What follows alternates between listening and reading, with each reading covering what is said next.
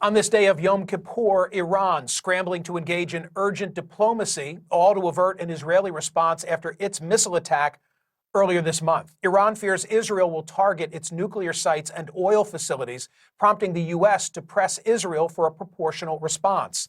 U.S.-Israel relations, they become strained as Israel has increasingly disregarded U.S. calls for restraint, like its recent unilateral assassination of Hezbollah leader Hassan Nasrallah. With Iran's proxy, Hezbollah weakened the U.S. Gulf allies, like the UAE, calling for American intervention. The region teeters on the edge of escalation. Saudi Arabia and other Gulf states have warned they will not allow Israel to use their airspace, amplifying concerns over a potential regional war that could spike global oil prices.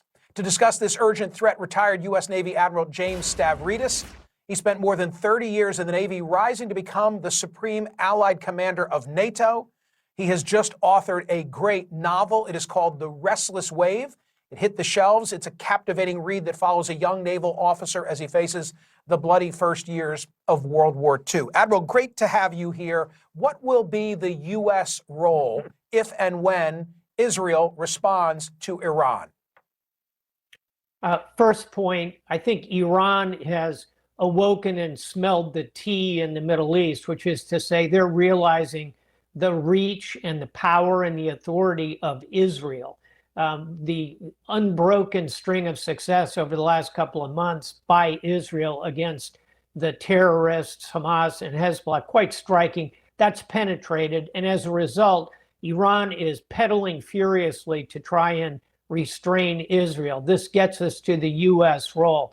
I think the U.S. will try and ensure Israel doesn't strike major civilian targets, doesn't strike the nuclear sites, doesn't strike the energy. So first role for the U.S. is discussions about what to do. And then secondly, where I think you're going with the question, Michael, we almost certainly will be providing intelligence, cybersecurity overwatch.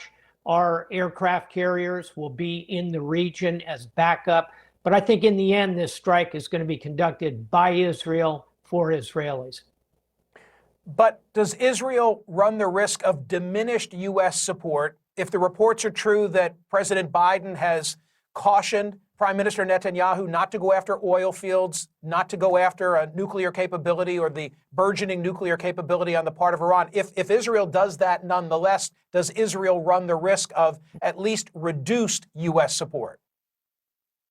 I think perhaps for a period of time, but here I differentiate between tactical, what you're referring to as a tactical series of disagreements between the Biden administration and the Netanyahu administration.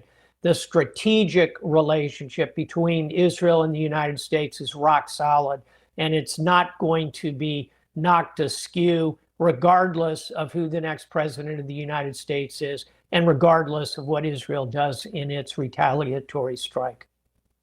I have World War II on the brain because of The Restless Wave, your brand new book. Sneak attacks were a part of that war. I don't know that this is a sneak attack because we all anticipate what Israel is about to do. Put it in some historical framework.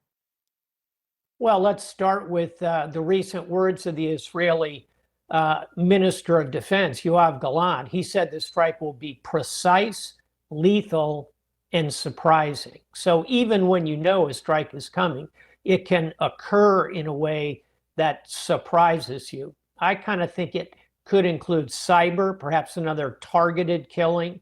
And to put it in a historical context, we're in the 1930s with a building sense of serious conflict, particularly in the Middle East. You and I have discussed the chances of this blowing up into a significant, wider regional war that involves the United States. I think it's about 1 in 4, which is uncomfortably high. And again, as I think of World War II and as we explore in the novel, The Restless Wave, events can have their way with sovereign states. You didn't ask me to blurb the novel, but I wrote one anyway. Can you put up on the screen what I wrote for Admiral Stavridis' book? I said, Stavridis combines his love of history, respect of the sea, and pride in the Navy in this fast-paced drama about a young officer thrust into World War II while trying to temper his own flaws and fulfill his leadership potential. Maybe you'll do that on the paperback reprint. Am I right that there are Dante's Infernos clues planted throughout the book? And what are you trying to say in that? World War II was an inferno. And that greatest generation that we think of as heroic and unbeatable and incredible, and they were all those things. They were also young, scared, and flawed. And so the book explores, as does Dante's Inferno, the passage of a young, unformed person through the circles of hell, the battles of the Pacific in World War II. And let's hope by the end of the series, he emerges on the other side like Dante did. I don't want to put you in a bad position, but I'm sure you've been watching the program and you know the poll question. Can we put it up on the screen, Catherine? Today's poll question is Smerconish.com. Which is a more potent election emotion, hope or fear? Do you care to cast a ballot publicly? I'm on Team Hope. And you know me, Michael, I'm a short guy, like 5 feet 5 inches tall. So I love to quote short guys. So I'll wrap up by quoting Napoleon, one of the great leaders in history. And Napoleon said, "A leader is a dealer in hope.